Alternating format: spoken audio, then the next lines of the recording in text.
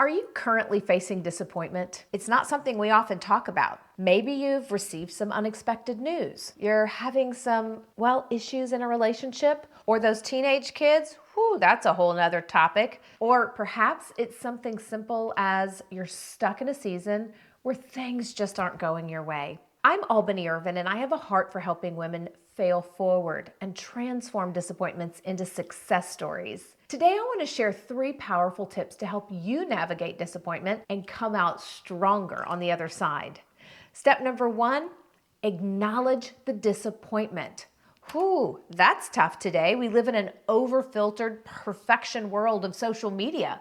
So often we're tempted to push it aside. Ooh, nothing happened, nothing to see here. Pretend like it didn't happen. Or my favorite, power through.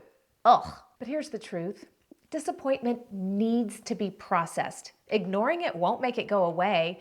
In fact, ignoring it will just help it find another way to surface. If you don't mind, let me share a personal story here. Years ago, my oldest is 25, so years ago I was pregnant. I was thriving in my career as a public speaker. In fact, I was probably doing 35 events a year globally. I had this one amazing client whom I loved working with. I'd been working with them for about 5 years, but while I was navigating this pregnancy, another speaker kind of stepped in and started whispering in the ear of my client and said, women don't always come back to the stage. They might be unreliable. And he started kind of setting the stage. Well, guess what? I lost that client to him. Talk about a punch to the gut. Boy, did I let myself feel it. All the emotions. I was angry. I was hurt. I was confused by the betrayal.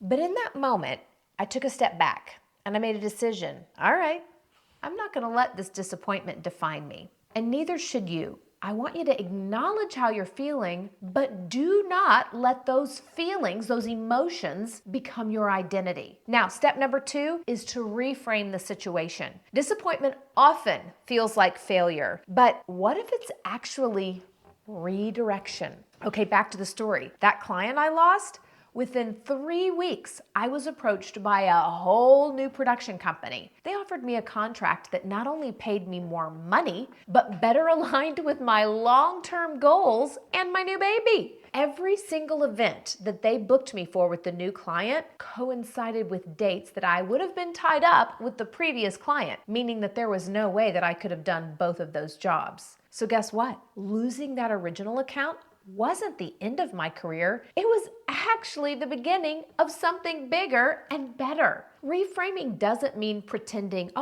everything's fine, we're good, it's perfect. Reframing is about finding the opportunity hidden in the obstacle. So I want you to ask yourself, what could this situation, what could this disappointment be preparing me for? What's the lesson here? Sometimes the very thing that feels like loss is actually making space for your next big win. All right, number 3, are you ready? The 3rd step, it's to take action.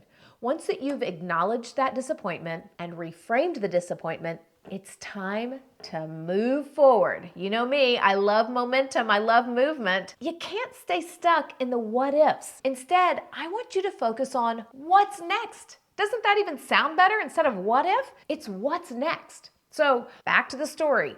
Here's what I did. I leaned into my network. I refined my skills. I made myself available for opportunities. It was kind of like a personal refresh, a remodel, if you will. I didn't wait for that perfect moment. I created it. And that momentum, it is a snowball effect. Action is the antidote to stagnation every time. So maybe for you, the action is setting new goals. Maybe it's reaching out to someone who can mentor or guide you. Or maybe it's as simple as committing to one small step today that moves you closer to where you want to be. In fact, we talked about micro moves in one of my other videos. Make sure you check that one out. So whatever it is, remember this: progress over perfection. There's a great book on that.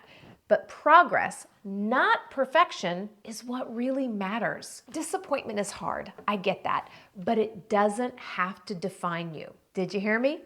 Disappointment doesn't have to define you. Remember this: acknowledge your feelings, reframe the situation, and take intentional action. You're stronger than you think, and the best chapters, your best chapters of your story are still ahead. If this resonated with you, I'd love to hear from you in the comments. What disappointments have you faced? What steps did you take to overcome them and turn it around? Let's create a community right here where we support and inspire each other. Thank you so much for watching, and remember, every setback is a setup for a comeback. Fail forward, redefine success, and embrace the journey, because the best, your best, is yet to come.